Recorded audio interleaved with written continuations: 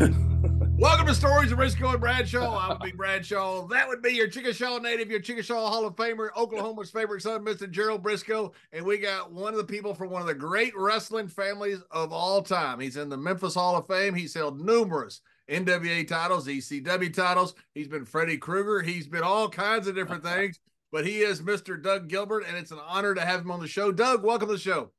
Man, hey, thanks, John. You don't know, it's an honor to be on the show. And you're talking to a guy that's got a ton of respect for yourself and for Gerald Brisco. I mean, the Briscoes have been great my whole life. And like I said, I've got a ton of respect from watching stuff that you've done.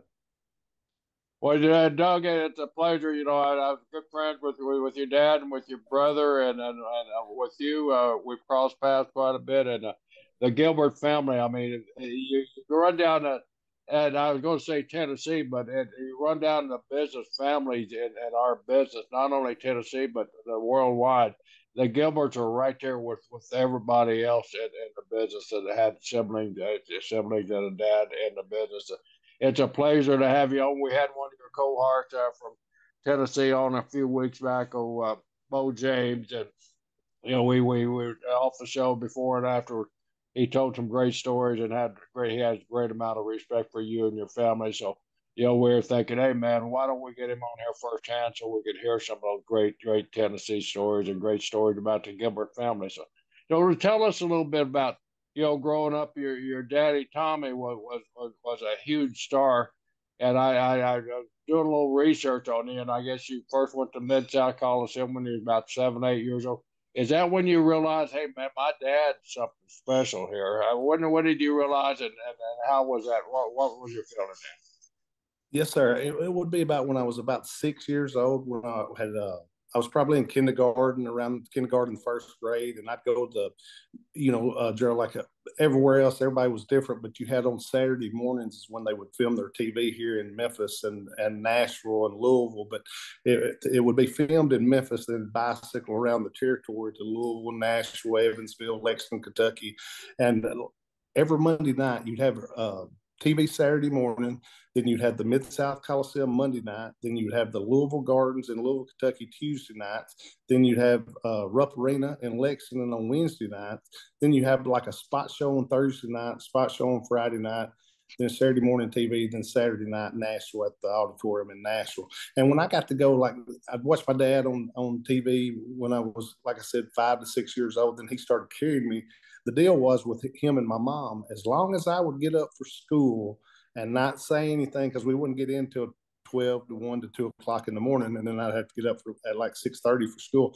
As long as I didn't say anything about having to get up for school, I could always, when he was working in the territory in Tennessee, I could go with him to Memphis, Mid-South Coliseum on Monday night. So I'd make sure I never said anything. I loved going to the Mid-South Coliseum and seeing my dad wrestle. And then when my brother started in 1979, seeing him start wrestling and everything, and man, it was a big deal. And I mean, like I said, in those days, it kind of changed a little bit for me and John, I think, during the time when we got in the business from in those days in say 75, 76, they'd be 10,000 people at the Mid-South Coliseum, 9,000 people on a regular basis. I mean, those guys would bring yourself and your brother in, and I mean, it'd be an automatic freaking sellout. I mean, I don't think people knows and realizes that, but I mean, it's like I told you and John before, a little story about when my brother started, one of the big things, I don't think a lot of people realize this, but one of the big territories in the business was Kansas City. I mean, and people wouldn't think that, but it was basically, Jerry, you can tell me whether I'm right or wrong, but basically the NWA kind of run a little bit out of Kansas City, which I'm saying y'all guys was in Florida, and my dad had like runs with y'all in Florida and different things, but it seemed like everybody come back to Kansas City at some point, didn't it? And then I was kind of saying to yourself and John a little earlier, one of the funniest stories that my brother ever told me was about you and your brother Jack being in a tag team tournament in Kansas City, and my brother and my dad, like y'all both had won the first round and was going to the second round, and my brother and dad had to wrestle you and your brother, and so my brother said he told my dad, said, well, Dad, we need to go talk to him, don't we? And said my dad said, nah, we don't need to talk to him. So my brother going be a little smarter than I guess what my dad was thinking. So my brother comes and tries to talk to you, but you and your brother didn't have none of that. You know, the kid was seeing the ring and didn't say nothing else to him. He said, "Oh my gosh," he said, "You talking about a nervous guy?" He said, "I was so nervous." He said, "I was so nervous that I got sick," and I laughed. I mean, it's like I was telling John earlier. In them days, yourself and your brother was two of the toughest guys around, and I mean, as far as being respected and everything, and you know, my brother had so much respect for y'all and everything. And he said he got in the ring with y'all, and it wound up being great. He said one of the best, you know, times he'd ever had in the ring, and I thought that was really cool. Jarrett, You know, don't that's you feel funny. You bad know, about that? I run into him later.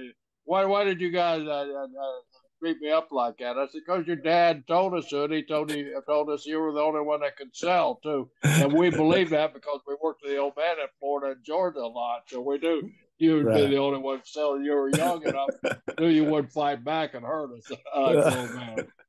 Yeah, I remember that. It was a big tournament that they would have every once in a while in Kansas City. Praying tag teamed all over the world. I think we wrestled Dusty Rhodes and Dick Murdoch in the finals. I beat them, by the way.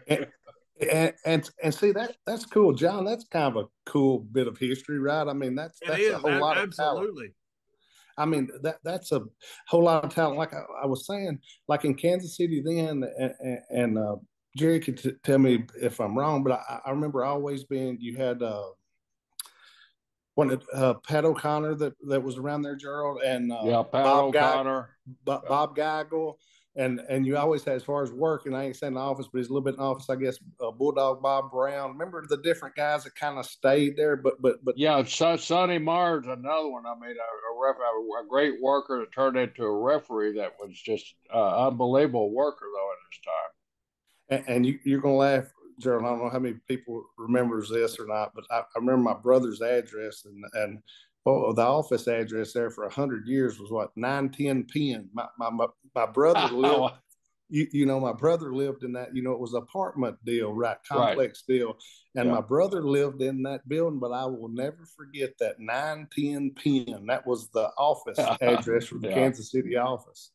Yeah. You know, Kansas City, kind of, there's similar territories around, but you know, you right outside of Kansas City, that little town, St. Joe, where they used to do Saturday night TV also, and so many great superstars came from that area too, St. Joe TV.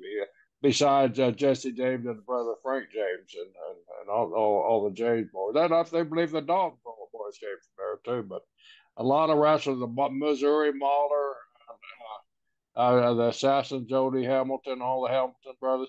There were just a massive people coming in. But you're right, Kansas City was one of those forgotten type territories that you know, good. And Bob Geigel and later when Harley bought in, they were bringing all the guys from around the country, you know, and have these big tournaments or have special matches there in the old auditorium there, municipal auditorium downtown Kansas City there. What a great place to work, and what a great atmosphere, and what a great territory. But you know, your dad, tell us a little bit about your family history. Your dad start, where did he start, and who started him, and who were some of his greatest? Hey, Doug, before you do, I want to hit on that because I saw online. Of course, if it's online, it's got to be it's got to be true. It's got to be true. Got to be true. Yeah, that's what Abraham Lincoln said. If it's on the internet, yeah, it's true. I saw that on the internet. There you go. Mario Galante. Abe said that, John. Abe said that on the internet. Yeah, Abe Lincoln said on the internet. It's supposed to be true. Yeah, it's when he was wrestling you for one of the cards right before the Civil War. Mario Galante was the one that trained your dad, is what I saw. What an interesting character. Did you know him? Well, no, I was born in 69. My dad started wrestling in 69. I was almost born in 70. 12/29/69 is my birthday. My dad started. My son Wes. My son Wes is 12/29. My son Joe is 12/29. Is that right? Well, good. That's my birthday and everything. But no, John, my dad had got started, but all of the stories that I've heard from my dad, you know, before about training and everything, before my dad ever got out of wrestling school, if it was these guys these days, they would say they was beat. My dad had cauliflower ears before he ever got in the ring for his first match, John. and the guy, John, he had some ears too, man. yeah, he sure did. And like I said, this was before he ever had a match. I mean, they was, swelled out, both of them. And now this guy, I've heard stories, numerous stories uh, about him and everything, in which he had a brother and everything. But I heard they was both really tough also. And then, but if you look at pictures of him, John, have you ever pulled up any pictures? He almost looks like a mean pirate looking Yeah, dude. that's right. And but then I popped. Now I probably shouldn't even be saying this, but because like you said, everything everybody says is the truth. But I mean, I heard somebody said he got his eye pulled out by one of the guys or something on the show. Now I don't know. He might not have had. I think what my dad said was he had both eyes, but then somebody said that on one of these shows that they pulled his eye out, but I don't think nobody ever pulled his eye out. He was like a tough, mean, the stories I always heard from my dad and everybody else was like this dude was really tough and everything, wrestling wise. He was. I can back that up. And then we had, it was the Fuller showed us their dad did it in a big show in Louisville or Memphis, where a big outdoor show. He got a little stiff with him, and a Buddy Fuller nailed him in the eye. Then we had Jarrett come on and say he pulled it out at a TV show in Memphis. Tried to. He didn't say pulled it out. He said he tried to. Is that what was said? Yeah, that's what. See, I didn't. Yeah, but both Fuller say it was their old man. But I'll show you the pic. I'll show you the famous pic of. There's the famous pic right there. Oh, there you go. Yeah, that's one. This apparently was after the match with Buddy Fuller down in either Pensacola or Mobile. It was in the Pensacola territory, maybe in Mobile or somewhere up there. But that was after the match they had. That they built up to a huge house, and they wanted a couple shoot punches. So it wasn't like it was the match was a shoot, but they took a couple stiff shots, and that was the outcome right there. That's that famous picture. Well, like I said, like Jerry said, the stories I always heard that he was for real. Like I said, I know he trained my dad and all the guys that come out then. They said you had to be tough to even go back after the first day of wrestling school. So I mean, he was like a for real tough guy. Which I just somebody told me the story that I guess it was Jarrett that said it, but like I said, I didn't really think nobody had pulled his eye out. Like I mean, they might have, like you said, hit him a few times in the eye, but they said he was really a tough dude. And that's what I'm saying. I know him at Oklahoma when I was a rookie. He came through Oklahoma to work for Leroy. A lot of those Tennessee. We had a lot of Tennessee guys, Ronnie Atchison and Tiger Joe McCarthy, all those famous names from the beginning of Tennessee wrestling. Used to come and work for Leroy a lot. And Mario always had that reputation. Hey, be careful what you do in the ring with him. He's one of these guys that'll go off on you. And he won't wrestle. He'll just beat the shit out of you. That sounds like the stories I've heard. I've always heard that, he was a tough dude. But like I said, John, that was before, I'd have been a baby during these times and where you showed us that picture and everything. But like I said, I heard he was a super tough guy. Did your dad ever tell you any of his training methods or anything like that? Man, he said it was so, and my dad didn't say this, but by listening to him, it sounded like it was so old school and everything that people just wouldn't imagine. But my dad did tell me, he said a lot of people come the first day, but never came back. So I mean, it seems like I remember my dad telling me just it was brutal. I mean, he said if you wasn't a man, you couldn't. You wouldn't go back the next day. It was that. Was your dad young, like you and your brother were when you broke in? Yeah. Well, my dad was, which me and my brother broke in straight out of high school. So we was a little younger than my dad, but my dad was about 23, 24, something like that when he got started and everything. But he always had the utmost respect for him and everything. And like I said, the only thing, and when I got older, you didn't never hear anybody say anything about him. But I guess that was probably because, I mean, like my dad told me a little bit about the training part, how tough it was and everything. But you didn't ever hear as far as none of the boys or anything say anything about him or anything. I don't know if you ever knew his daughter Barbara, but she was a worker too, and she was just the stuff that Mario was. I mean, the other girls that feared her, they were in fear of making a mistake because if you made a mistake, Barbara was supposed to just eat them alive out in the ring. That's cool. That's cool. And there was another funny thing though, like we're talking about him, and this kind of gets off that a bit, but we was talking about Kansas City earlier, and there was another character. Like I said, I went and stayed kind of part of the summer when I was out of school with my brother. I was about 10 years old, and there was another character that I wound up meeting there. One night he brought in. I was in the apartment, and the guys was getting back from the town, and I'd never met, like I said, I was 10 years old. I'd never met Bruiser Brody before.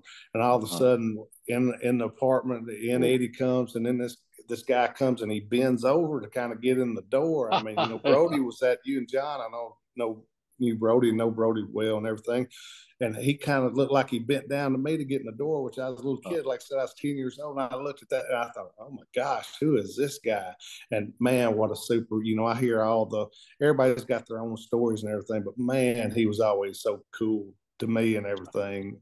What a nice guy. And I told somebody I wound up working against Brody one time, and it was right after I'd started, and it was in a territory, and John or yourself probably knows the name of it, but it was Jerry Blackwell's territory down there in Atlanta. It was just right outside of Atlanta. There you had a TV, and I think it was called like where they done the TV was like Miss Kitty's Saloon or something like that.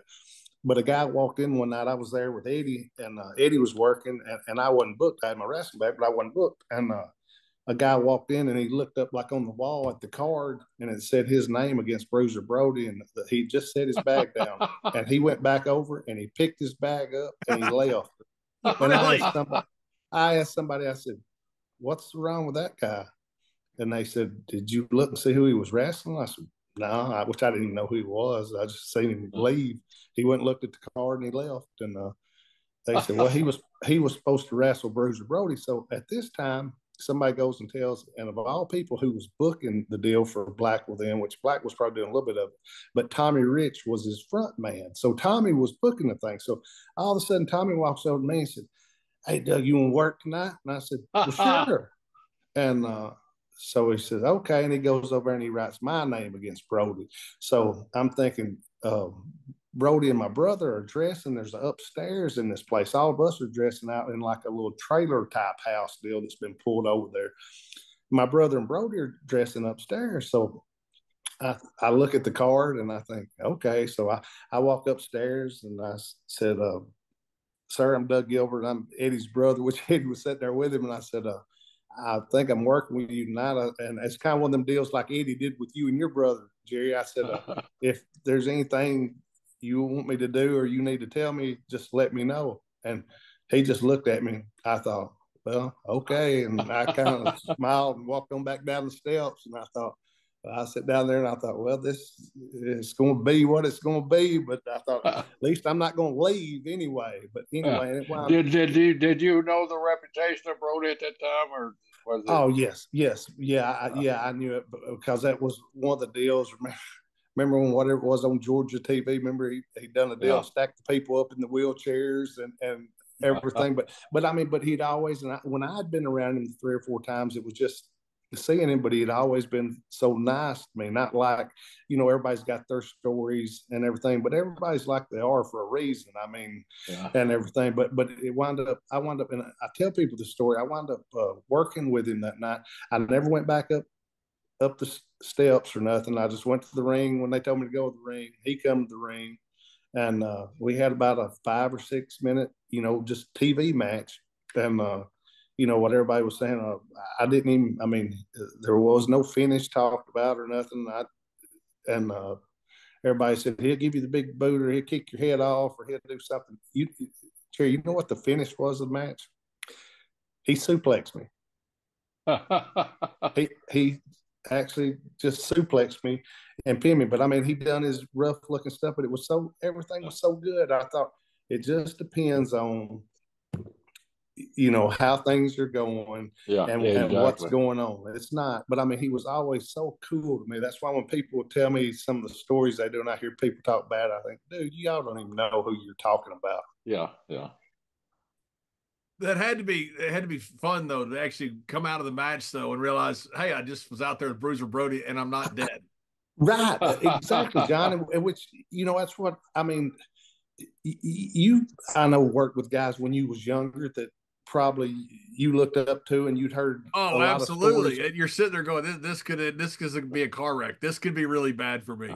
Yeah, exactly. And then you're going, and then what I laugh about, like I said, I've got a ton of respect for both of you guys. And then what I laugh about is I've heard some guys talking about working with you and saying, "Oh my gosh," I hope John don't rip my head off tonight. And I pop. I thought, because I've always heard everything everybody's told me. It's like, you know what? It's all true. It's all true. Oh, yeah. All of it's true that I've heard. But one of the Booker T killed my whole gimmick. He told me because I worked Booker T money million times, and he goes, "Man, that clothesline's not bad. Actually, he never touches you." And I said, "Booker, you just killed my whole gimmick." Say, yeah, please shut up. That's where I built my reputation. Don't kill it all at once. But no, it's just different. Like I said, I know there's been guys, John, that you looked up to, and probably Jerry, different guys before you and your brother started that y'all actually might have looked up to and everything. And but it's just really cool, like I said, because especially when, like I said, y'all both hear these stories, and what really gets me is people. And I don't think they mean bad, but when they say, "Oh, this guy's tough and that guy's tough," and all three of us know you could probably thump him on the head and he'd fall over or whine or something and everything. But what I mean is by the days, Jerry, when you had to work a night, if something was hurt a little bit on you, you worked. John, when you had to work a night, and whether it was in WWL for World Class or wherever it was in Japan, you worked those nights. When I had to work a night, I worked those nights whether something was wrong. That's where I think people these days, I just kind of scratch my head when they talk about tough and everything. I thought, well, shoot, don't nobody work but 8 days a month unless they're hurt the other time or something. But don't get me wrong, I wish the guys got to work less, and I want everybody to make more money. I want the wrestling business to be good for everybody, and everything evolves and changes. But some of it will make you scratch your head. And I know, Jerry, I know you've seen it from anything that me and John have seen. You've seen 2 or 3 times. So as far as the changes, and y'all know the cycles in the business, how it goes from 3 to 5 years good, then maybe bad just a little bit. But I mean, I think everything works itself out. Yeah, I think it does. I've always told people, and not to diminish anything. I'm so glad they got concussion protocol and all that stuff now. Yeah. I'm not diminishing any of that. But I've told people before, you know how you don't have a concussion? When the doctor says, "Are you okay?" You go, "Yeah, I'm fine." And you don't have it. That's it, because we couldn't take a night off. We didn't got to night off. We didn't get paid. So, it wasn't like we weren't injured. We were injured, but we didn't have the opportunity to do that. And God bless these guys for having, making a ton of money now. They have doctors and concussion protocol. It's terrific. It's a great progression in the business. We just didn't have that opportunity. No, and John, and not only, John, did you not get paid for that night, for you didn't work, but the word would get back to promoters, other other places. That's right. Hey, that guy, if he gets a little ding on him, he don't want to work. So you all of a sudden you can't go to where you wanted to go. Something I've seen it happen firsthand. I've heard those stories in the booking offices in territorial days. Hey, this guy gets hurt a lot. We can't invest our money in him. Hey, and Doug, you know how it was. If a guy took a day off, people really looked down on him. Oh yeah, it was like you wasn't carrying your load, and you wasn't, especially in the territory days, you wasn't, we're trying to draw money. What do you mean? As far as people like myself and yourself, I think, John, and I think we all looked at it, and I think we kind of took it as maybe a little bit of disrespect. If we was, as far as we was getting paid by that TV and that TV being good, like Jerry said, as far as a guy just taking off in the office, well, I mean, the office knew it, us guys, the boys knew it, and we was trying to draw money, and a lot of that, like you said, it wasn't guaranteed money back then. It was how good our TV was, and it was the talent working hard to draw money.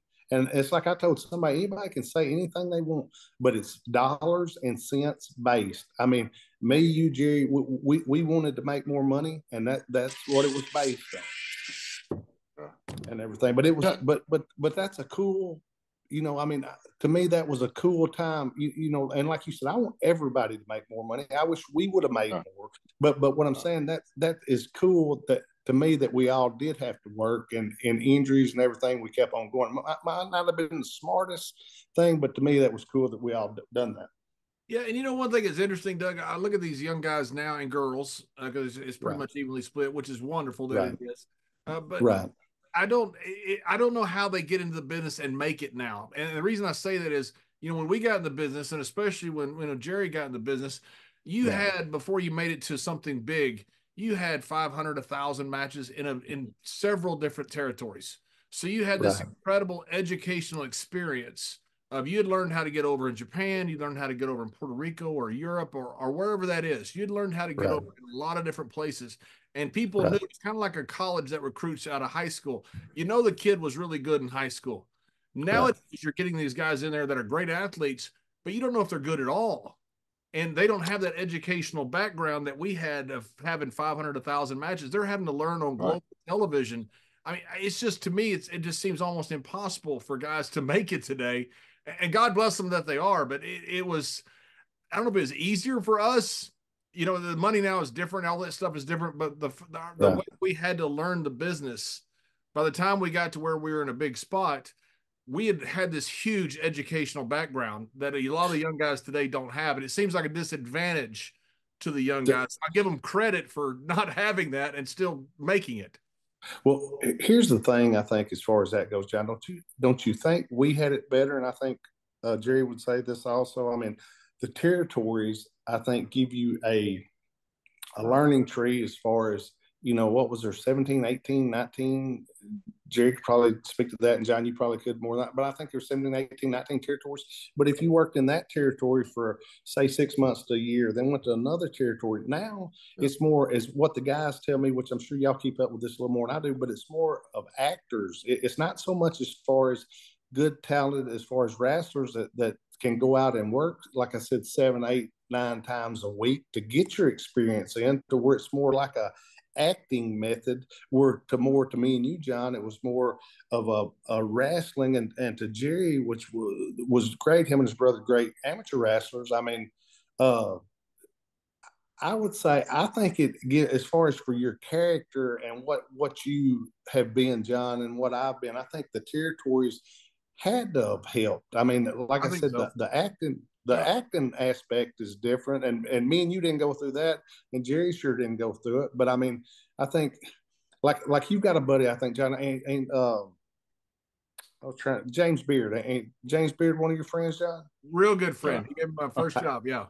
Hey man, I love James Beard. A He was my wonderful guy. A wonderful guy. oh oh Yeah. yeah, I love James Beard. He was like my brother's assistant booker in Dallas when my brother was booking the GWF. When you remember when the Global Wrestling Federation, it come on like right after like 4 o'clock every afternoon on ESPN. It was That's kind of right. a Yeah. cool. Yeah. It was kind of a cool deal. I mean, I liked it, which I'm a huge sports fan anyway. But it coming on ESPN, and they do like 2 of the older shows that they tape, and then do like 3 of the newer shows and put them on like at 4 o'clock in the afternoons and everything. And James was a great guy, and I think he helped. Like you said, Johnny, if he was your friend, he probably helped you if you got any chance. But he helped a lot of the younger guys and everything, and helped out. And I think he's a really great guy. James was one of the few He, referees, and there's been a few that could call a whole match. He could Oh, call the match for the babyface, for the heel. If there's a young guy out there that didn't know what he was doing, James could call the match, which that's a pretty rare trait for a referee to be able to sit there and do his job and also be able to call an entire match for 2 guys who need help. And James could do that. He's a really smart guy.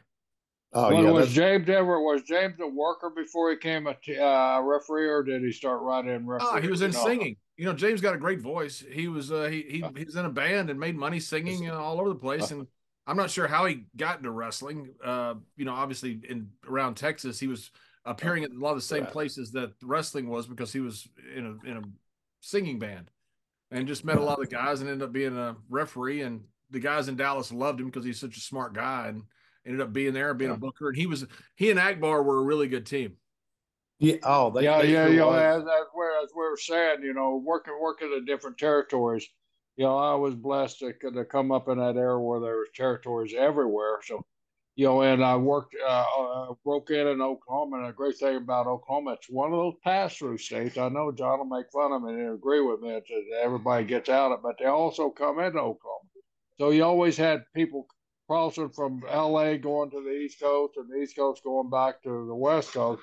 you always had those people stopping in there. So you got a little example of territories from all over the country just working in that one territory. Plus, I go up to Kansas City, work up there. I go out to Amarillo, work down there. I drop down to Louisiana, work in that territory, work a little bit in Texas. So I had that experience of working different territories, plus working with major SARS that was passing through Oklahoma all the time too. So the territory business, I mean, it was rough, and there was no money. Believe me, there was no money in those early days in those territories, you know. And I came in right after, you know, and they were in the late '60s, right after the '50s boom, you know, the big nationwide TV boomed and all that had kind of fizzled out. The territories were kind of settling in and establishing their own people and kind of starting to mold all over, trying to build their own stars. But you know, you got had that opportunity. And the old adage, you know, you sit in the back seat of that car and you shut your mouth when you're a rookie. And listen, I had that experience with so many great guys, being able to shut my mouth and just listen to their stories about what went on in New York, what went on in Minneapolis, what went on in Florida and Oregon, from all those guys crossing in and out of Oklahoma. So it was a wonderful way to learn if you wanted to learn.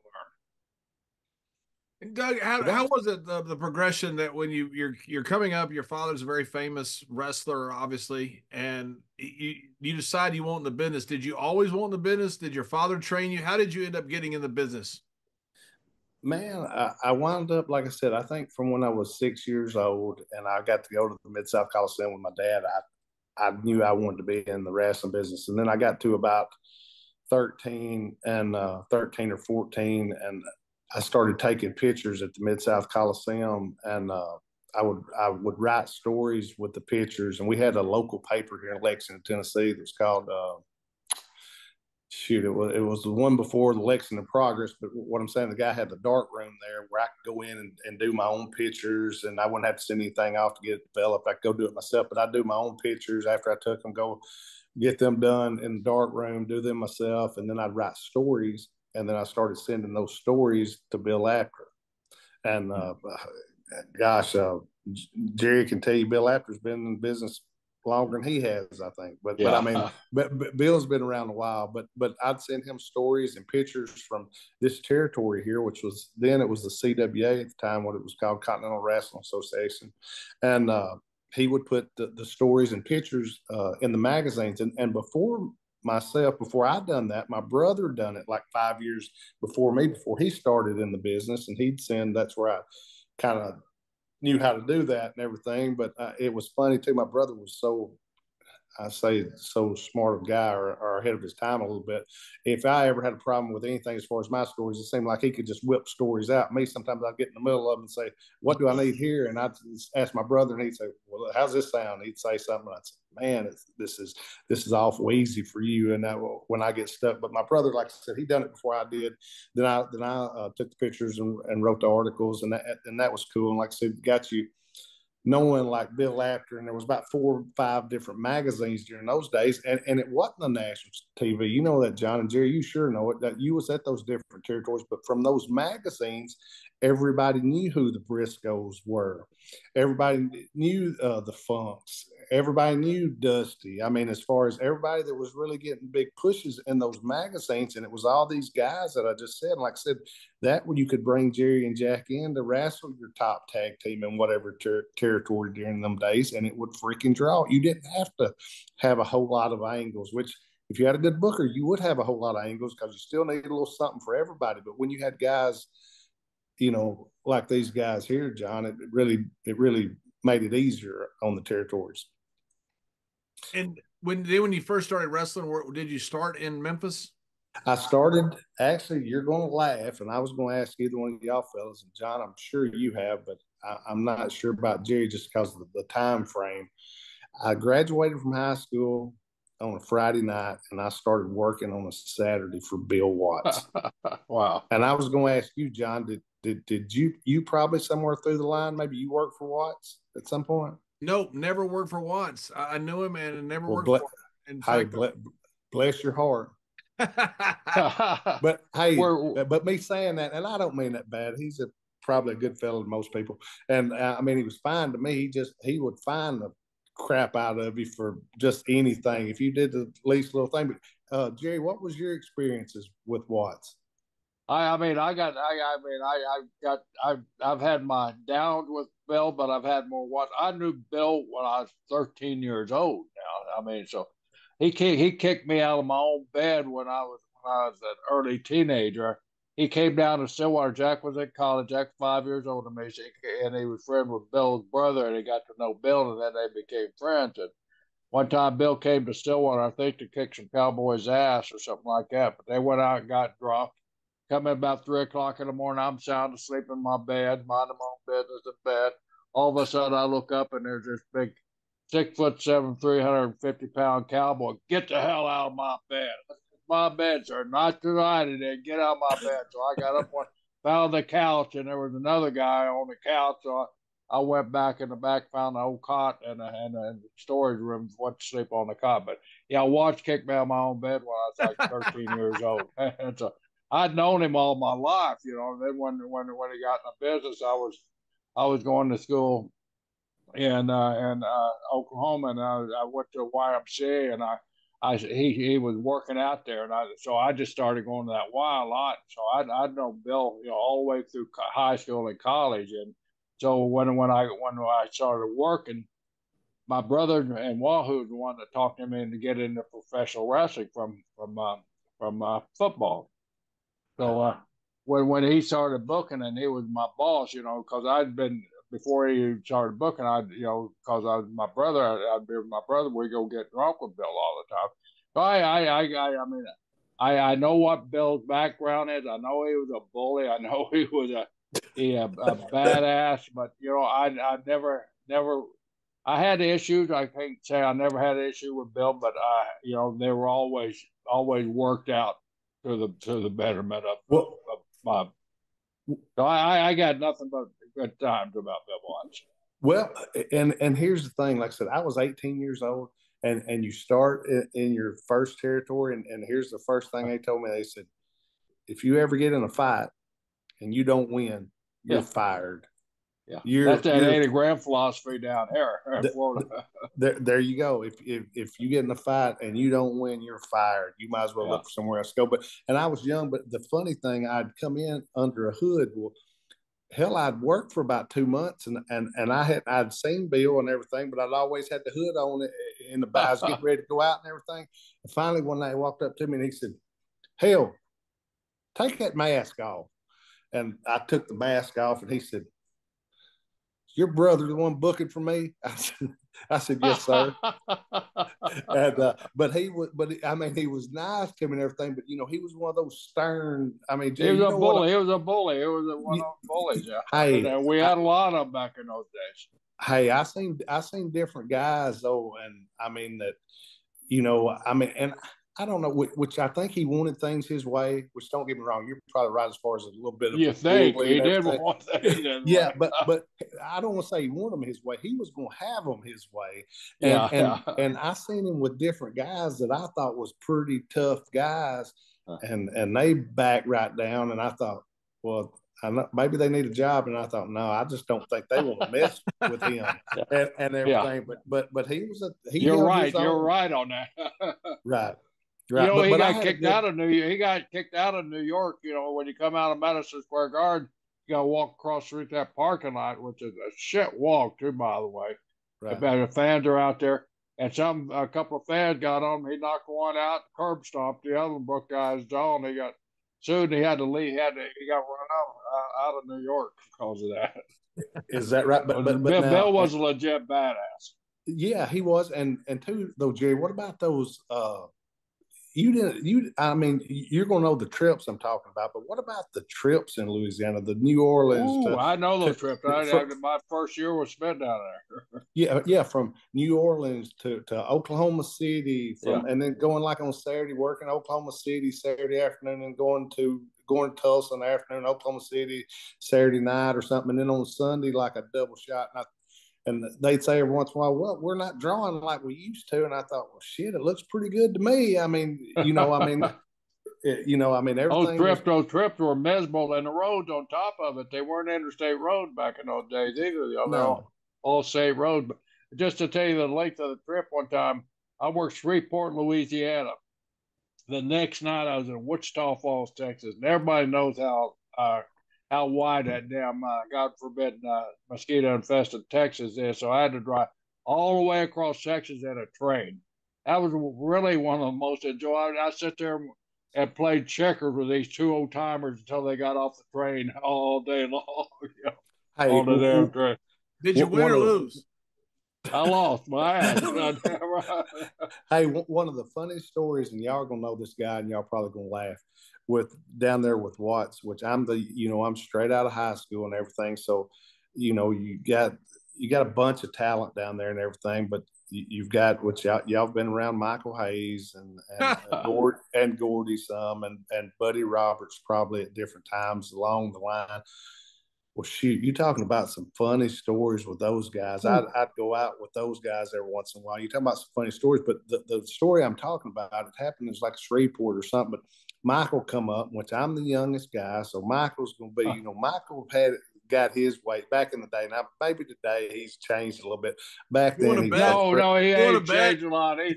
I was fixing to say he was so cocky, and he come up to me, and Butch Reed was messing with him, and I love Butch, man. Butch was always my friend, and Butch told him, said, leave the kid alone. He'd always say stuff to me, and Butch would tell him I could whoop him, and Michael Hayes said, he can't do nothing. So Michael come up like he was going to wrestle me. Like, and Michael couldn't wrestle his freaking Michael. thumb. Yeah. No. So I wound up going like around to the side of him and picked him up and throwed him on his knees. Now we're in the dressing room, and they're agonists on, all the guys are, because I'm the youngest guy, and they just messing with Michael. Well, in comes freaking Grizzly Smith, and he said, What are y'all doing? Well, I done heard all the stories about Watts and firing people and everything. I didn't know if he was talking about with the boys fighting too. So I held on to Michael. I wouldn't let him up out of the floor. All Michael was cussing and kicking, but I was just holding him down. But y'all know how cocky, especially Michael, like I said, he's probably adjusted in his later years. But No, he hasn't. No, he hasn't. Has he not? But y'all would laugh. But hey, I had great times with them guys. I laughed. Now y'all are gonna laugh this, and John, you probably been around Jerry. You have too to know this. But that freaking Buddy, I love Buddy and everything, and I loved all of them and everything. But Buddy, I was with him one night in it wasn't New Orleans. It was somewhere down by New Orleans. So on that freaking Buddy, we walked in the room, and there was two beds, and there was those three and me, and I was just with them. We was fixing to go out that night, and that freaking Buddy jumped up on the bed, and I thought, what's he doing? He was standing on it, and he peed. He started peeing on the bed while he was standing on it, and peed all over the bed. And he said, now you two cocksuckers, I bet I don't sleep on the floor tonight.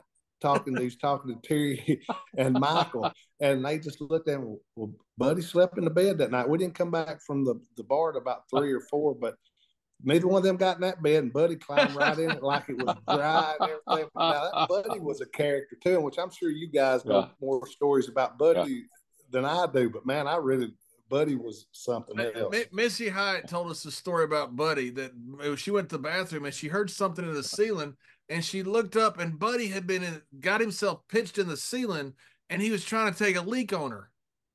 And I said, well, what was his exit plan? She goes, there wasn't one. He just wanted to pee on me. So Buddy had hidden in the ceiling in the girls' bathroom just so he could pee on her. I can't those say nothing. Free birds were crazy.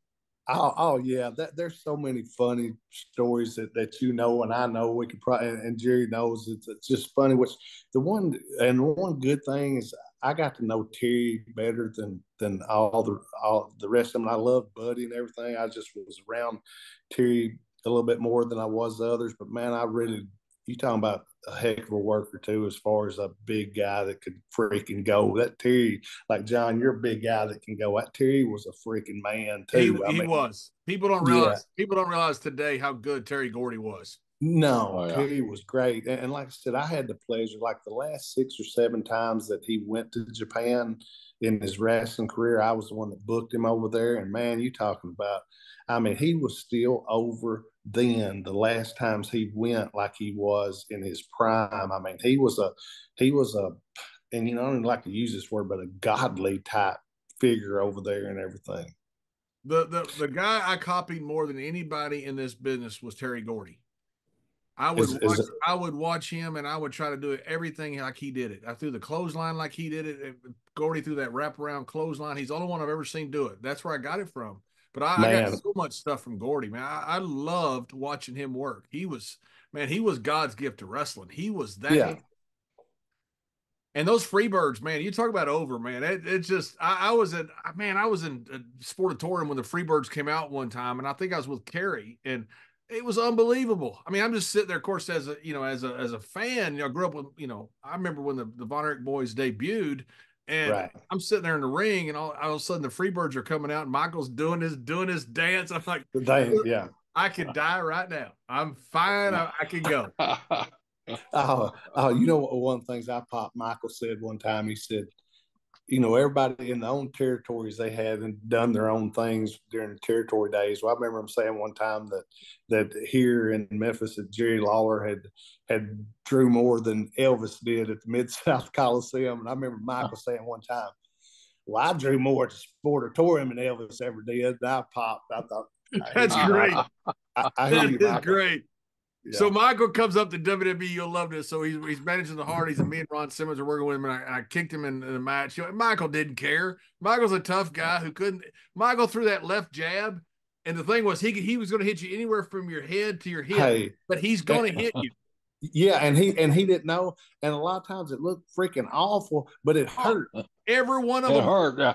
And that's what I said to him one time. I thought, damn, for the guy that's not supposed to be tough or nothing, this somebody throws a punch that just hurts. It looks awful, but it hurts you. So I kicked him in the back during the match, and he comes back and he's bitching. Of course, he don't care. He just loves bitching. He's like Black Bart. He loves bitching, and he says, could you kick me any harder? I said, Michael, I kicked you so hard a 20-year-old 8-ball popped up. Hey, one of the stories I popped at, and this is the truth. You can go back and watch it on the film, but it's like one of those, I think it was in Chicago or something. Maybe it might have been one of those like the Super Brawl, John, or something like that, like Super Brawl 3 or 2 or something. I think Vern might have been the one that had those. But anyway, they're in a 6-man tag match, Terry and Michael and Buddy, and I forget who they're working against, but anyway, they said one of them, I think it was Terry or Michael, one pulled their boot off, had a cowboy boot on. They pulled their boot off, and as quick as they pulled their boot off, you see all 3 of them stop, and 2 of the 3 dive. And what it was, there was a bag of weed in the boot, and it flew out in the middle of the ring. But I popped. Everybody was so funny talking about that, and everybody goes and gets that with me. That's just stuff like that. Like we was talking, it's funny that people don't really know that. That's just that's just out of the ordinary. That's a little bit wild. Hey, what was it like starting with your brother being the booker? Did you have problems with that? Were there problems with the boys or anything? Man, it was. Well, here's the thing. Everybody thinks that if your brother's the booker or in the office or something, or say your dad or whatever, that it just got to be easier on you. Which, you know what? In starting out, I guess with my dad training me, and then my brother helping before I started. I was real tight. My brother and me was like best friends and stuff. But man, my brother got on my butt more than anybody. Now, as far as starting, I had a good tag team partner, and this goes back to, this was probably my fault. Which, Jerry, you remember Mike George? Mike George, yes, sir. Yeah, Mike George was out a great worker. City. He was hot out of Kansas City. Yeah, and a great worker. Well, my brother was going to get me an experienced guy with me, so he got Mike George. But now the only thing I should have realized, and this was my stupidity, was John. They give us a plane, a jet to fly like 20 of the guys to every city when Crockett bought out Watts. So my brother told me, and this is just someone being your brother and I think being good to you. In all reality, I look back, I should have been driving there was like a road crew and a flying crew. Well, my brother told me, he said, you stay with me, so come and fly with us. So my partnership with Mike George lasted about 1 month, and I really liked Mike, but I think Mike thought he should have probably been on the plane also. But the only deal, I don't know that would have helped Mike very much because the plane went back to Dallas every night. So see, all the guys that lived in Dallas, that was good for, and then the other guys was doing all those miles, Jerry, like you was talking about, those Watts miles. And I think after Mike had about a month of those Watts miles, that he said, "The heck with this." And I think he had something else in life that he was doing at the time also. But that's when, like I said, I don't know, John, if you've ever heard about that or if you've had those type times, they just sent a plane out there with us, and it would land at Millionaire Airfield in Dallas, and we would go every afternoon and get on the plane and fly to the town. And when we got done, we'd get back on the plane and fly back to Dallas. But as far as the question goes, is it hard with your brother being the booker? I think as far as if you've got any family, which Jerry could speak to this also, I think the guys, like I was so young, and it was a good opportunity for me, and it probably did take another guy's spot at the time, but we all had to start somewhere, and that was just my kind of starting point there. And I mean, I listened to everybody. I kept my mouth shut. I tried to learn, and I never stepped on anybody's toes. Like I said, everybody that, and I say everybody that I thought was a professional, but to me, everybody was a professional, because I thought it didn't matter if, you had your different gimmicks in every territory and everything. It's like my dad told me one time, he loved going to Florida and going to Amarillo and going to the different territories, because he'd get to work with like Jerry and Jack and Dory and Terry, and it's just different styles and everything. But I always listened. I always kept my mouth shut, and I tried to listen, tried to learn. And who ended was your first territory starting? Was that in Tennessee, or was it your first? It was actually, I worked one time when I was 17 this was when I was a senior in high school in Tennessee, on TV against Lawler, which he brought me out, which y'all know the King's a big Browns fan. And he dressed up in his Browns outfit. It was during football season, and he brought me an outfit. Well, my outfit was a Dallas Cowboys looking outfit. Well, Cleveland was playing the Cowboys that Sunday. TV's on Saturday. So he had me dressed up. He had a hood with a star on it, and me dressed up in blue and gray and everything. And they called me something like the something cowboy, but it's like the Dallas Cowboy type deal. And so I worked with him, but that was the first time that I worked on TV, and he put me working with him. So that was kind of a cool deal. But as far as territory wise, the first territory was for Watts. And then after I done that, then I come back to Tennessee. You talk about well, something we always find interesting is like you broke in, your family's in the business. You broke in.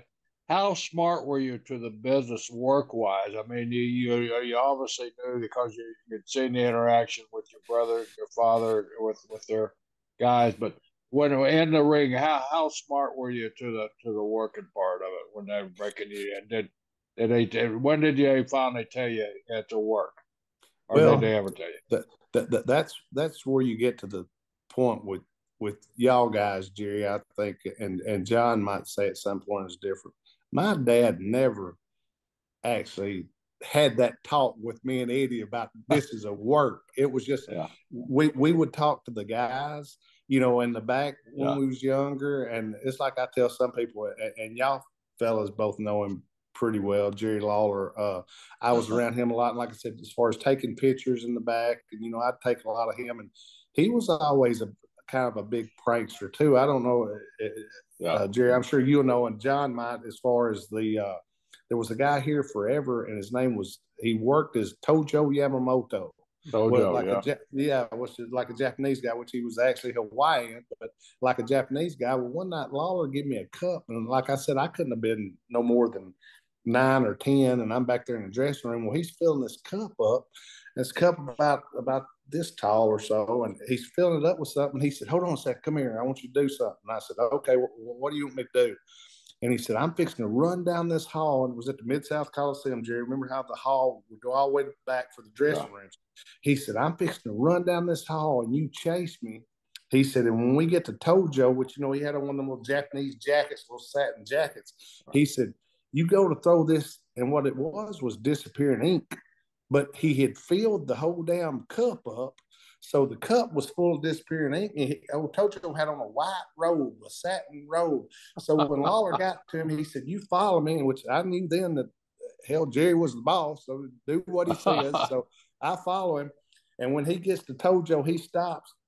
And I throw that ink. Well, when I throw that ink, he moves. And that ink, blue ink, covers old Tojo's ring jacket deal. And when he said that, he said, "You son of a," and I thought, oh my God. And I start backing up. Like I said, I'm a little kid. All I'm doing is listening to what they tell me to do, right?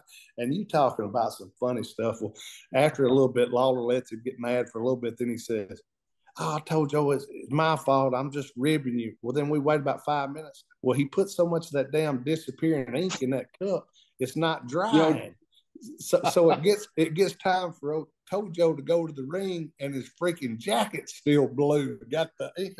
So Lawler gets a hair dryer and starts drying it and everything. But you're talking about some different. But no, that goes back like I said. My dad never kind of, you would say, smartened me and Eddie up. I mean, never had that talk or anything. It was just kind of one of those deals. And when we trained, he trained hard. I mean, he trained us hard and everything. I mean, if you done something wrong, or like I remember one night I was taking him over and I just dropped this right leg a little bit, and his head kind of just touched the mat. Well, next time he took me over, he slammed my head into the mat.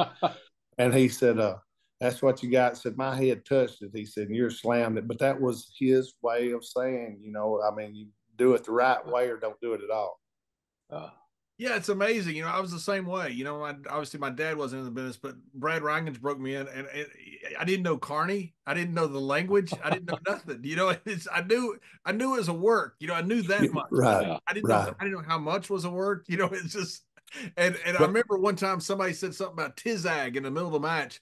And that was the first time I picked up what Carney was. And after that, I learned Carney but nobody taught me anything. Hey, well, you laugh, John.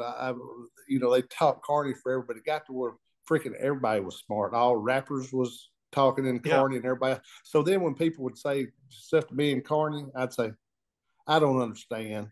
They'd say, "What? You don't understand? You've talked to me like this before." I said, "Hell, everybody else knows it. Hell, just talk to me in English. It ain't going to be no different." But I'd laugh. But it was so funny because it got to where people was coming up to you. You know how it was, John. You just walk in the dressing room, wouldn't be nobody around but the boys, and they'd be talking to you in Carney. I'd say, "That's right. Ain't nobody but the boys be talking in Carney just to show you that they can." Right. Like they was one of you. Like they was one of you. Right. I think, what the hell is going on? I was working for Otto Vance one time over in Europe, and I went to like a local carnival. They had like a bunch of animals there, some like rhinoceroses and some elephants, and, for some sort of carnival type circus thing. And so the guys, I was, part of the fairgrounds. We were doing the wrestling side, and they said, "Hey, you want to come see the animals?" I said, "Yeah." So I went back there to see the animals, and the guys are sitting there talking about me and Carney. They're not saying anything bad. They're just saying, "This is a big guy. He's a wrestler." That's all they're saying. So I answer them, and they look at me. I go, "Where do you think we got it from?" There you go. That's it. Hey, that's one thing we have in common, John. I went over and I loved it. I just got off a tour of Japan, come back home for a couple of days. I went to Germany for that.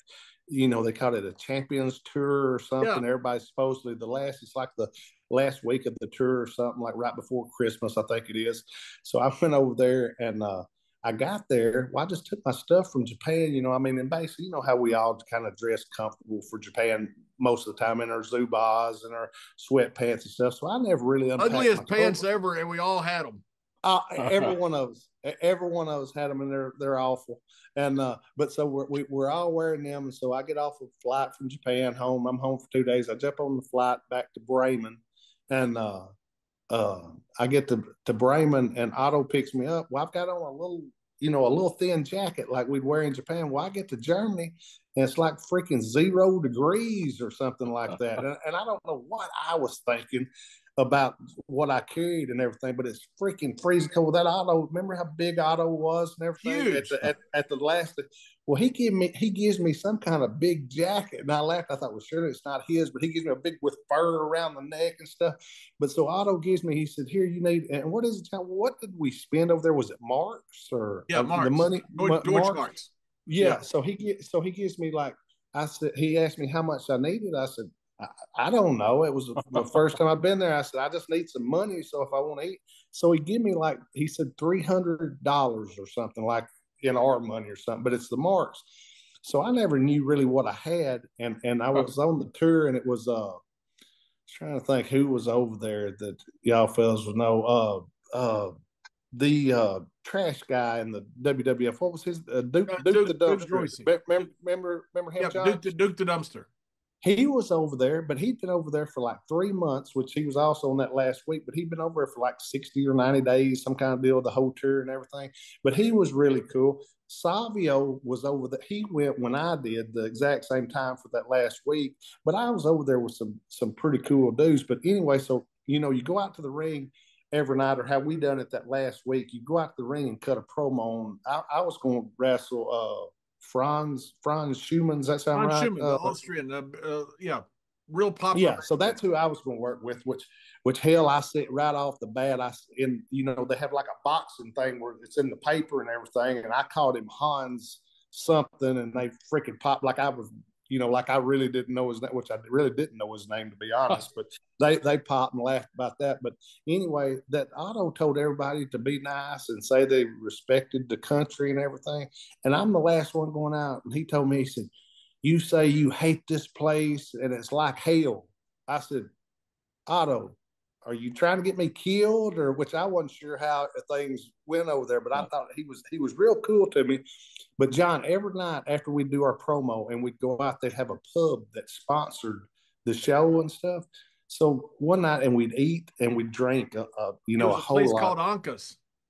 That's what I think it was. Yep, it was right across the street. Yep. Yeah. So anyway, but then when we get done, every night somebody would carry us back to our hotel. So after about 3 days, hell, I didn't usually drink that much in the States. In Japan, I drank quite a bit, but in the States, over there, it seemed like their beer was a whole lot stronger. Well, every night, I got up about that 4th day, and I pulled that money out that Otto had given me that first day. Well, hell, I had the same amount of money that 4th day that he'd give me the first day. So that night, we went back in that little pub deal, and I asked the woman at the bar, I said, which the Japanese press had come over there at the same time I did, which I just left Japan before they did, and it was all kind of coincidental, but we all got there at the same time. And when they would come out with us every night, I'd get them to sit at the table with me, and I just slam them beers and get them. Every time I'd slam one, I'd tell them to bring all them one. And every night when I'd get up, I'd have to go use the restroom at some point. When I get back to that table, every one of them Japanese people would be gone. All the press and everything, once they seen their way to get out of there, they'd leave because I'd have a bunch of beer. So I asked the woman that night, I said, do I owe y'all some money? I said, I still got the same amount of money that I had 4 days ago. And she said, nope, you just keep coming in and drinking like you are. We make enough money. Said, you're entertainment. But I had a big time over there in Germany. Yeah, that's right. They used to let the boys, and when they did charge us, it was nothing. It was like 5 or 7 marks, which is $4 or $5. I mean, nothing. Right. Because they wanted the fans to come, so that they let the boys come drink and eat for free. Oh, and they did. And you'd pop. I'd get them Japanese press. I'd make them sit at the table with me, and one sit at the table beside them, and I'd tell them, look, we got a drink and everything. But man, I had a big time over there. That was a cool deal. Yeah, it was a cool deal. What year was it you were there? You remember? probably 97, I think, something like that. Yeah. Is one of the last year. I don't think he went much after that. He did. No, Finley was the big star, and right. Finley was leaving and going to WCW, and that really hurt him. St. Clair was kind of getting where he was, slowing down a little bit as far as he didn't want to wrestle as much. And those were the two main guys. You know the two that my brother told me would draw money in the States, Finley and Regal. When he went over there, my brother went over there like in '93. I think it was '93 or so. And when my brother come back, he'd met those guys over there, and he said he worked with Finley. He actually went, I think, on two of the tours, like maybe '92 and '93, and I think he worked with Finley both those, or it might have been '91 or two, whatever year that Finley come over here. But my brother told me, he said, "Man, I work with this guy that's going to draw some freaking money here in the United States." Hey, when I came in for my tryout match from Europe, I've been over there 2 years for auto, and Mr. Briscoe is the one that hired me. They're in Bethlehem, Pennsylvania, but I'd never met Vince. Vince didn't even see my tryout match or anything. Jerry just went to Vince and said, "Hey, we need to sign this guy." So Vince said, "Okay, if you think so, sign him." So I went up to Titan Towers to meet Vince up in Stamford first time, and I sit there, and when I'm leaving, he says, "Is there anybody else in Europe that you would sign?" I said, "Yeah, Fit Finley." And Vince says, should I sign him instead of you?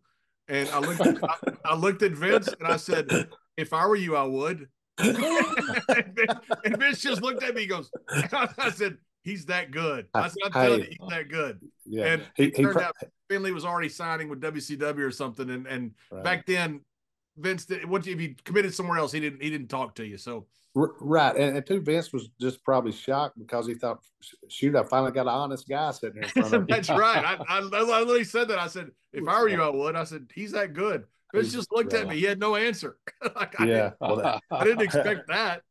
Right. That's cool. Hey, and there's another guy that my brother was really tight with that come through here, and that I really got tight with it. I think you was around some. You was around Kurt Hennig a little bit, wasn't you, John? Oh my goodness, yeah, a ton, a ton. Man, real good friends with Kurt Hennig. Oh, really good friends. Hey, that's when Eddie went to and here's another thing, Jerry, the NWA, I was telling somebody this the other day, they was talking about the big conventions and stuff y'all would have where all the promoters would kind of meet and everything. Yeah, usually in Vegas, yeah, in Vegas and different spots. But one time, for some reason, I'm not sure what happened, but everybody had come down to Puerto Rico. Now, I don't know I'm trying to remember what year this would have been, 80, 81, somewhere through there. But it was like a lot. But for some reason, I was kind of shocked because I was looking at pictures the other day, and it was all of like y'all NWA guys, and Vince Sr. was there also. So Vince Sr. was a big supporter of NWA. Right. Well, that's the way different people have asked me, like, "Well, how'd your brother go to work for Vince Sr. and everything?" Vince Sr. saw Eddie in Puerto Rico, and that's where, a lot of people don't know that, but that's when Eddie started up there for Vince Sr., and Vince Sr. brought Kurt in, and that's where Eddie and Kurt, John, I was telling you about getting to know Kurt.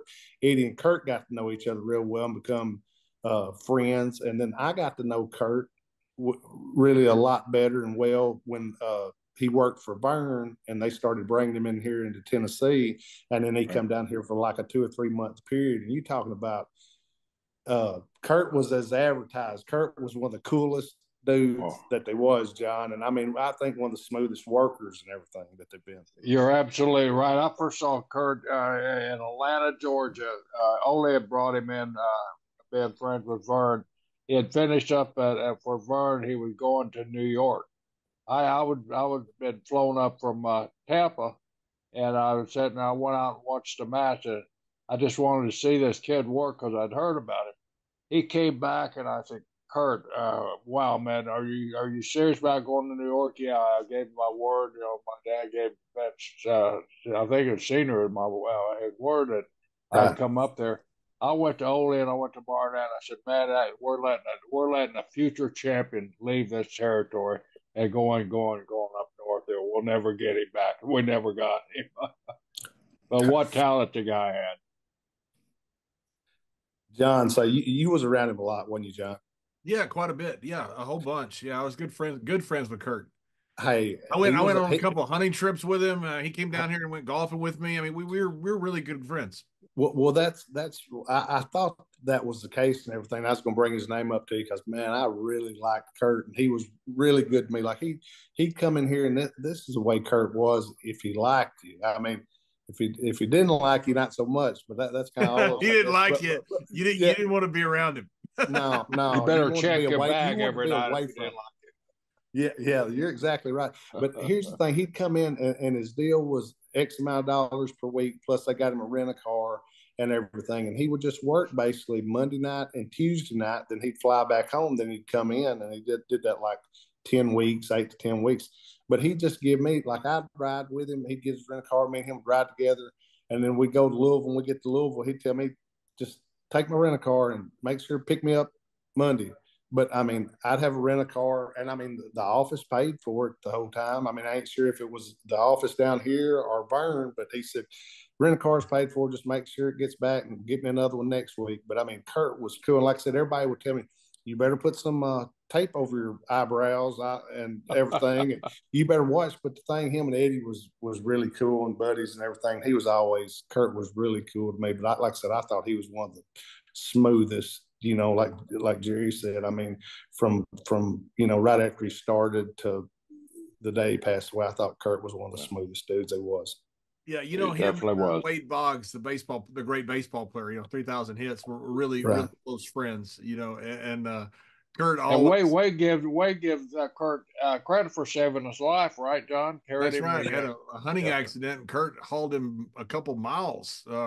Carried him on his back a couple of miles. Yeah, and they tell us Wade tells us the story when they're doing that Mr. Perfect gimmick, when he was doing all that stuff, because Kurt was a great athlete. That was based on a shoot that Kurt was right. And so Wade gets out there and he goes, oh, this is gonna be forever, waiting for Kurt to hit a home run, legitimately. Right. First ball, he hits one over the fence. You got to be kidding me. Right. Oh, that's what I mean. That's what I don't think people. And this is a funny thing. And us three can sit here and talk about guys like that we know, which most people think there's not. That's not for real, and that's not. But man, Kurt was not only was he a great wrestler and smooth, but he was a freaking athlete at freaking everything. And I mean, but like I said, I mean, he lived up to the name Mr. Perfect and Cool Kurt, because Kurt was a cool dude that I mean, like Jerry said, he was a champ from when he started to the day he passed away. I mean, he was a great guy. Yeah, and he did everything he did. He was good. He was great at commentary. He was great at working. Obviously, working. He was one of the first ones to take all the crazy bumps. And I always try to tell guys, watch Kurt Hennig. He did, especially when he was a heel. He took crazy bumps to put over the babyface, not himself. Right. Yeah, and here's another thing. And Kurt did all that, but everything he did meant something. I mean, if everything you do, and which, don't get me wrong, Kurt did a bunch of stuff, and like you said, at the with Vince, all the different crazy bumps and everything, but everything he did meant something. Yeah, it sure did. I don't know if Doug, how much you watch it, but the only guy I could compare with Kurt nowadays would be Dolph Ziggler. Dolph works so much like Kurt, and his ring mannerisms. I mean, if you really look, they're almost carbon copy of Mr. Perfect. But would you agree, John? Would you agree with that? I would John? agree. Dolph's an incredible athlete, just like Kurt. And y'all are gonna laugh, but I watch and try to keep up with things. But shoot, I thought Dolph has been great for years. I did too. Me too. Me too. I always got it. Because I did, when I retired, I did commentary, so I called nearly all of Dolph's matches. So I got to see every one of them from ringside. I was blown away by it. But I never saw him have a bad match. To me, he was one of those guys that I think us that look at things kind of like we do, John, that it didn't matter how many years that they didn't kind of do anything with him, that you always thought that any day they could, because he was that. I thought he was good. I mean, I hadn't actually ever even talked about him before or said anything about him before, but I thought, like I said, just watching the different guys, I always thought I think I might have met him one time or something, but I didn't know him well or nothing, but I always thought he was freaking good. Yeah, and one of those rare guys that you can put in any match. So you can put him in the first match, you can put him in the third match, you can make him champion. You can literally put Dolph anywhere on the card because he's so good. And he can handle anything from the main event to helping some guy to get over in the first match. It's really right. And that's what we were saying earlier. Like, my dad would tell my brother and myself before Eddie started and when I started that, you know what, it don't matter what the promoter needs, whether it be a bad guy or good guy, what match it is, who it's against, where they can work or they can't work. You need to be able to be that utility guy that can do anything that they can use anywhere on the card. That's what my dad used to say. If you wanted to be a good worker, that was what you had to do. You had to be good. Right. I don't care if it was heel, baby face, if it was at the bottom of the card, top of the card, at the bottom of the card with the guy that maybe you thought wasn't the best in the world, but you could pull a good match out of him. That was my dad's philosophy of you being a good worker. That's when you was a good worker, if you could do that. Exactly. How crazy was the group in Japan that you were with? Oh my gosh. I didn't think it was that crazy till I landed on a board one night and got blew up about 5 foot in the air. But then again, you got to realize I was with this bunch that Terry Funk had kind of he was their idol, and I don't mean that as a bad thing. I really looked up to Terry too and everything, and it was a different bunch. Like I said, I never, and this was the deal though, and I didn't understand, and I thought Terry understood it better than I did, but they went from, using John, like y'all used the pyro stuff for WWF, right? Like the shooting the stuff. Well, they wound up doing, by the time I started over there, they wasn't doing the pyro deals. They had the damn real bomb stuff that would blow you up. And I asked Terry Funk one night, I said, is this even remotely safe? Because the guy asked me, we was in like a 6-man bomb, some kind of match. And the promoter come to me and said, Doug, son, you first?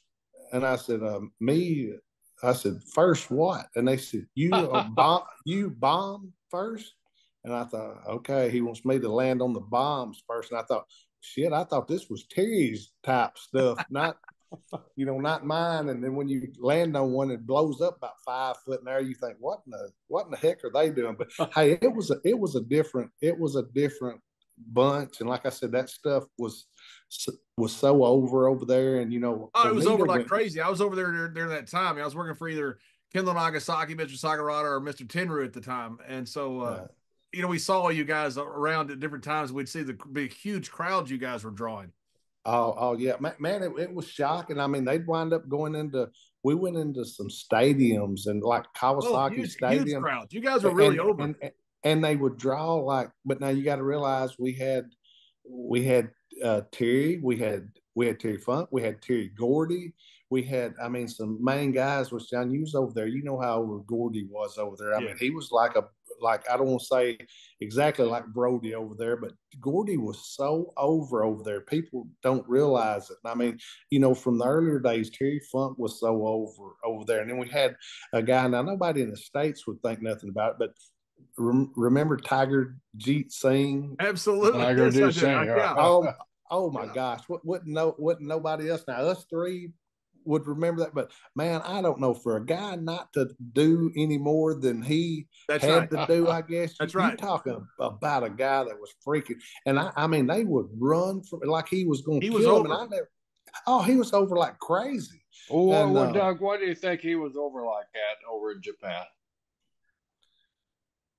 Well, they had told me that he'd done a whole lot more before I got there. As far as that's right, because I worked with Tiger a lot when he worked with I think Mr. Sakurada, I think before Tenru, I think Sakurada. So Tiger came in for a while, and his big years were 70s and 80s. Right.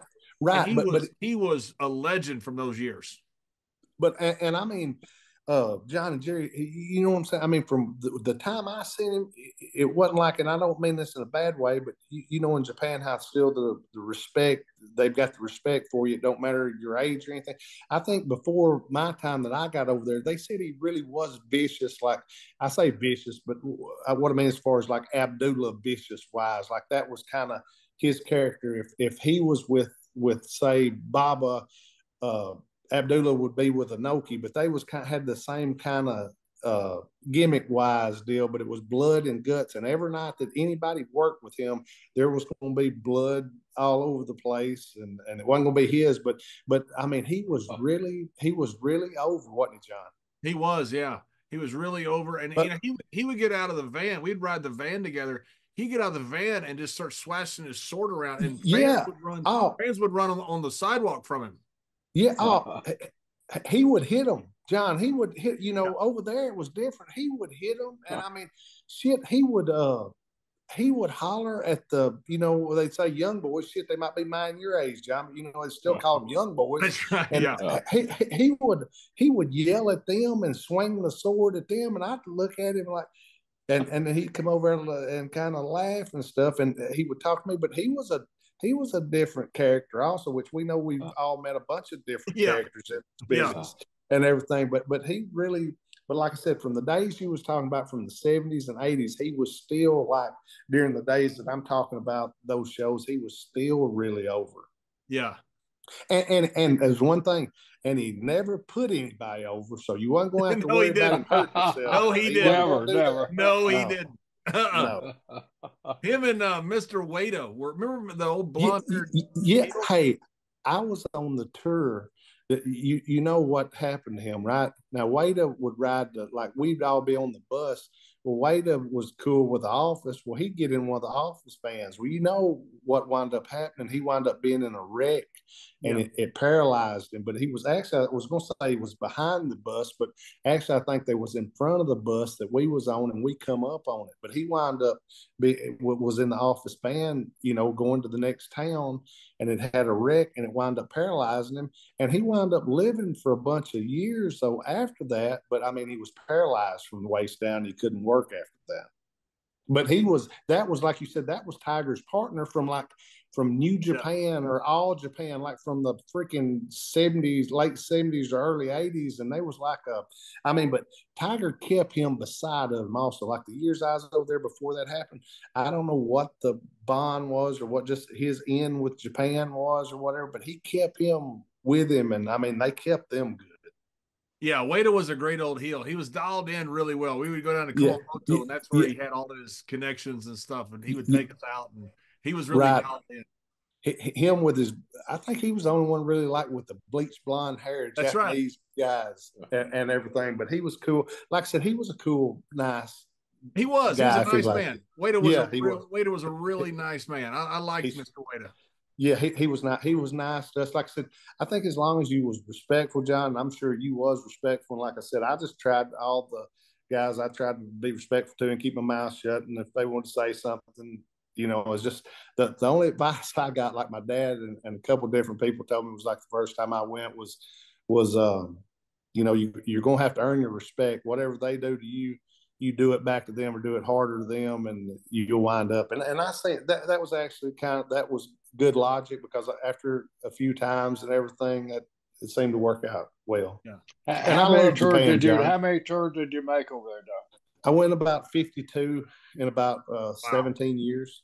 But I mean, I wound up going I might go for 2 to 6 weeks and then come home for 2 or 3 weeks and go right back. But I had a good, knock on wood, people's asked me about it, and a few people told me I'm crazy. I had a couple things that I was supposed to do for Vince and for WCW one time, and I was supposed to go to Kuwait one time and I thought, shit, that don't even sound good, Kuwait, to me. But maybe I wasn't looking at it right, Jerry. Maybe I cost myself a lot of money. But the whole deal was if I did that, and I had a tour to go to in Japan when this Kuwait deal was supposed to be going on. But now, John, here's the deal during these years. Hell, you was probably up there during them. It was one of the times when and Jerry, you was probably there, when Wayne Ferris had pissed Vince off and Vince had fired him at one point. Or maybe he fired him a couple of times. Hell, I don't know. Couple of times. They had called me and said, we're going to send you to Kuwait. And which my hair was growed out anyway. They said, grow some sideburns, which I had some sideburns like down to here. And they said, we're going to figure out a gimmick name to call you, but you're going to be our new honky tonk man. Well, they wound up calling me and telling me that they was going to call it the King of Rock and Roll. And I thought, well, I don't know. I thought, Wayne's made good living up there for some years. This might be good, because I was thinking, if somebody has actually really pissed Vince off and he's wanting to show them that he can do this with somebody else, he's more than likely going to do it. And I was thinking, this might be good. Amen. But then again, I was thinking, okay, I'm going to go to Kuwait. Then I started thinking, well, hold on, I'm supposed to go to Japan during this time. Now, if this fence still don't work out and I screw this Japan up here, I'm going to be screwed and tattooed. So I backed out on the Kuwait deal. Like I said, I might have cost myself a lot of money, but then again, hell, who knows? You know, guys, we make a lot of decisions we don't know about. Right. Hey, Doug, I want to ask you, and I don't want you to discuss anything you don't want to, but Jerry and I were watching your shoot interview today, you know, from Memphis. My question though is not about that. Don't talk about anything you don't want to talk about, because we don't do that. We don't bring up bad stuff. But my question is, what did Tommy Rich say when you got to the back? Damn. He was standing there the whole time. Jerry and I were sitting there watching. He said, look, and this is the kicker of that. I just got off a flight the night before from Japan. John, you know how you don't go to sleep. Like, I mean, when you get in, you done been up.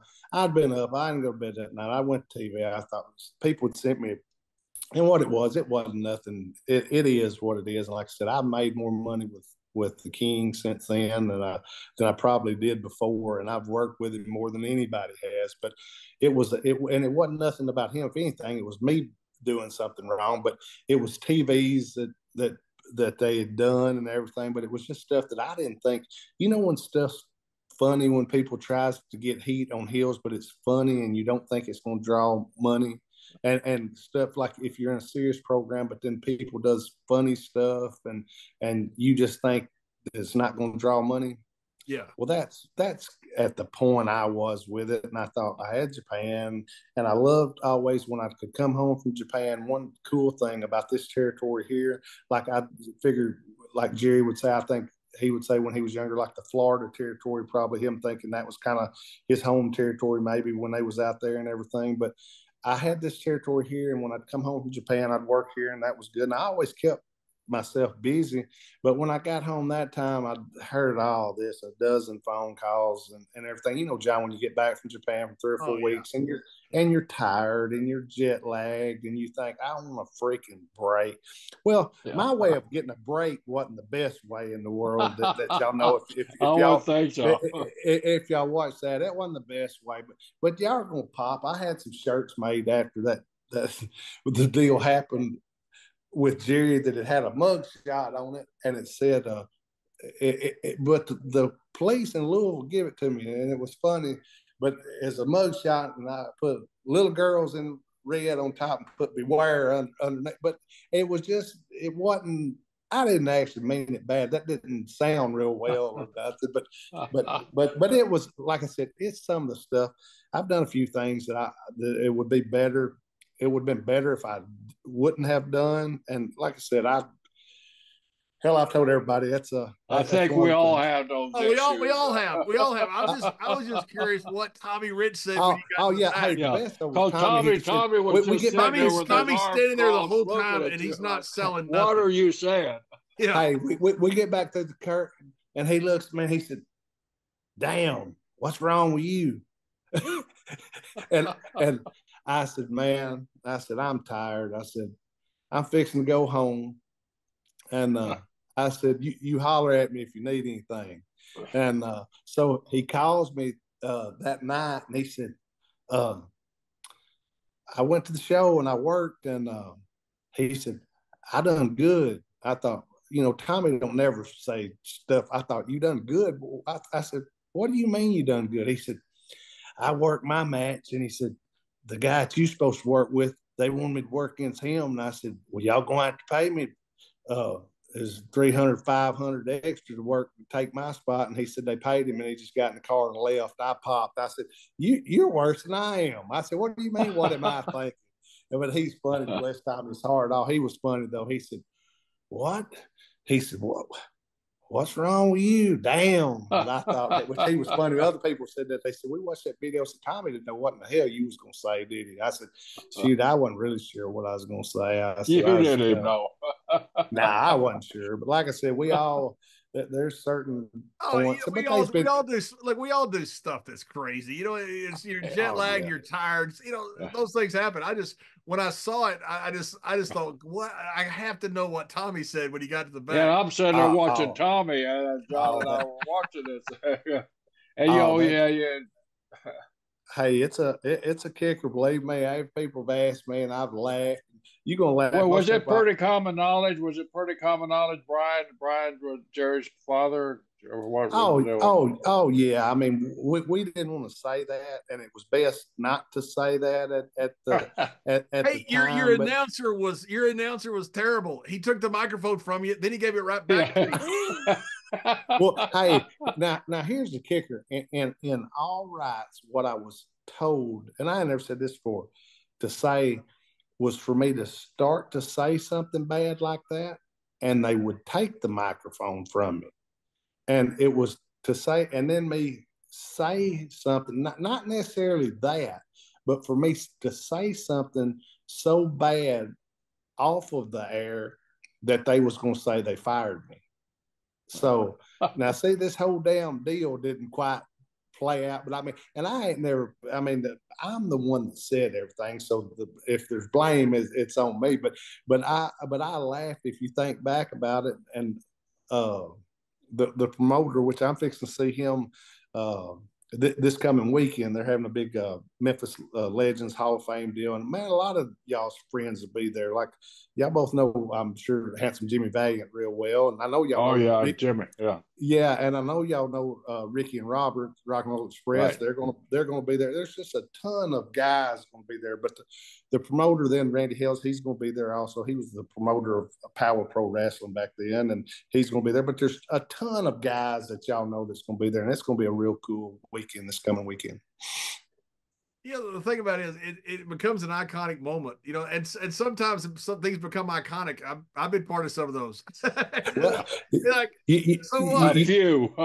Yeah. You know what I tell people, John, is the funniest thing, which I tell y'all the truth about anything. I don't care. I'm pretty wide open. And but the funny thing, most people that ask me anything about that, I said, it's all work. What do you mean? It's all work. That's what I was supposed to have done. Which, in all reality, I was supposed to have said something bad, but they were supposed to have cut the mic off. Now that ain't the way why it happened. But if you look back at it, it was like you said, when you look at Tommy and you see him go like roll his eyes. Oh, it's the best. I watched it a couple times today. I was talking to Jerry about it this morning. I watched it a couple times. I'm watching Tommy because I remember, Jerry was over there in Kuwait when Vader slapped the reporter. Reporter asked him if he's fake, and Vader slapped the reporter around. Well, Undertaker, the best part about that is Undertaker sitting there watching it. You got to watch him. He's just like sitting there. He's got shades on, thank goodness. And he's like Tommy Rich. He's like just sitting there not selling. That's a train wreck. Hey, y'all know one of the biggest ribs though, and this is funny, it's just different stuff like us talking here. When I come to the Royal Rumble in '96, I walked in the door. Well, the first thing, and this is probably not a good example either, John, about being a real great businessman or about probably losing out on some money. I'm in the Royal Rumble. Well, you know what? All the Royal Rumbles, you fly in a day before, right? And everybody meets with Vince. Well, I was booked. Lawler had booked me in Nashville the night before, and I was working at Brian in the main event in Nashville. Well, I got my ticket, and it was to leave Saturday morning, get there Saturday lunch or whatever, and have the meeting, and then Sunday the Royal Rumble. So what do? Smart Doug here. I said, well, I'm booked in Nashville in the main event, so I'm going to Nashville. So I go to Nashville. I change my plane ticket, fly out on Sunday morning. So I get to, I think it's, John, what is it, Anaheim? Where's the pond? Where did I? Anaheim. Anaheim. So I get to the Anaheim, to the Coliseum there about, I don't know, about an hour and a half before the Royal Rumble starts. And I get out at the airport and I walk out and I get me a taxi, and I take a taxi to the building, and I walk in the back door of the building, and the first person I see just kind of comes to memories. Like I saw a few people, but then I see Shawn Michaels, and I'd met Shawn here when him and Marty worked here and before they'd ever went to WWF. So he was cool with me, and I said, is it okay if I dress with y'all? And they said, no. I said, everybody's got a room that they got to dress in up here. And I thought, well, this is, I guess this is how they do up here. So I walked to one of the agents or something. I said, "Hi, I'm Doug Gilbert," and I shake their hand. I said, "I'm supposed to be here for this pay-per-view," and they said, "Was you supposed to be here yesterday?" I said, "Yes, sir, I was, but I was booked somewhere, so I went on and worked there." And they said, "Well, come on, we've got a dressing room for you."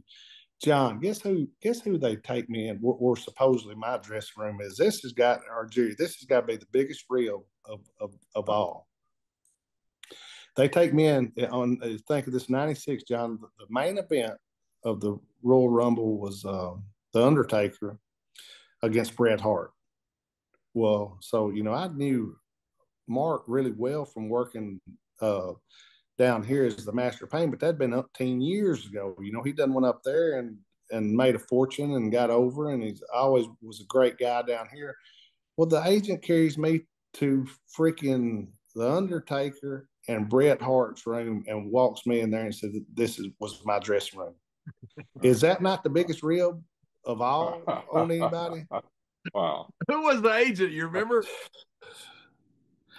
For some reason now, it wasn't him, but who was with him was Arnold Skolin.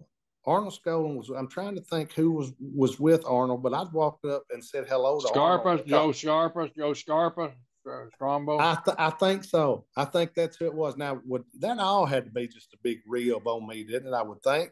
But you talking about funny. So I walk in there and I stick out my hand to Bret and I say, I introduce myself, and he just kind of nods his head, and I thought, oh, okay, I didn't know Bret, but I knew Mark real well. But that was from a bunch of years before he'd started. That's when he was here in Memphis before he got to WWF and he was the Undertaker and all that. So I stuck up my hand and I said, "Hey, Mark, man, it's good to see you." And he said, "Hey," he kind of did his head up and said, "Hey," and I thought, well, this is freaking about the most uncomfortablest freaking situation. But now there is 3 chairs and they're like, nice, big, comfortable chairs. So I think, well, the best thing I can do is put my stuff on and get out of this room, get out of here, and me go out here and stand and talk with the other guys that actually do want to talk a little bit. But you're talking about a funny just situation. But big dummy me, should have went to that, got on that flight the day before, like the ticket was sent, went up there and went to the meeting. But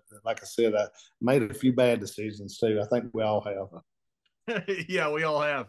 So, hey, but I did get a lecture about that though. I got back about Tuesday or something when Lawler got through with Brawl and all that. I was in Louisville and he flew into Louisville to work that night. He said, he looked at me and shook his head when he saw me, and he said, "Do you just not want to make any money?" I said, What do you mean? He said, "Everybody's name that got called at that meeting got up, said hello, went up and talked to Vince. They told him what they wanted, and they done it." He said, "And when it gets to your name, you're not there." He said, "Have you just lost your mind?" I said, "Do you just not want to make a good living?" He said, "Well, didn't you get paid about $5,000 or something for just what little you done?" I said, "Why would you not come?" And I said, "Well, the main reason I didn't come was because you booked me in Nashville." But hey, that didn't get over very well with him. Doug, what? Go ahead, Doug. Jerry. Oh, what's up with you now? Where are you? What are you doing? Are you got what is it, a special or something like that coming out, Gilbert? Or what is? Well, yeah, there's fixing to be I don't know how much we're supposed to talk about this, Jerry, but I guess it's all right. There's going to be some kind of, they're doing a documentary deal, I think, on my brother, and we're going to be filming some of it pretty shortly. And I got a few other things. I still work a little bit these days and do some signings. And I've got a maintenance business and a paving business, which is called Hot Stuff Paving and Sealing. But I still, get out there and hustle around and try to stay busy. Well, Doug, hey, thank you so much for coming on. I know we kept you forever, but I've really enjoyed talking to you. It's been such a pleasure. I could have kept you for another 3 hours. It's been so much fun talking to you. Hey guys, like I said, hey, thank y'all for having me, and I've got the utmost respect for both y'all guys. Hey, thank y'all for letting me be on and asking me to be on and everything. And man, I wish y'all the best and everything. Like I said, thanks for having me. Yep. Thanks a lot, Doug.